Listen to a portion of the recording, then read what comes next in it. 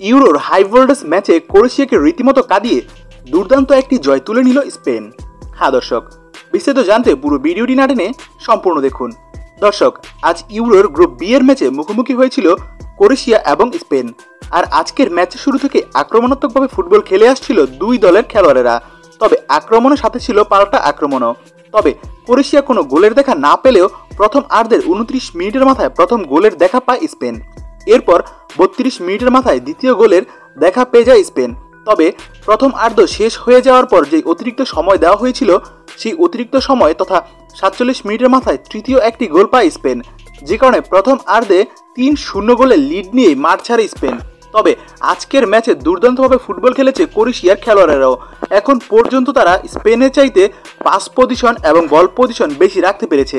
কার্যত আজকের ম্যাচে টোটাল 53% বল নিজেদের পায়ে রেখেছে ক্রোয়েশিয়া। অন্যদিকে 47% বল নিজেদের পায়ে রাখতে পেরেছিল স্পেন। আর অন্যদিকে শটের দিক থেকেও স্পেনের চেয়ে এগিয়ে ছিল আজ ক্রোয়েশিয়া।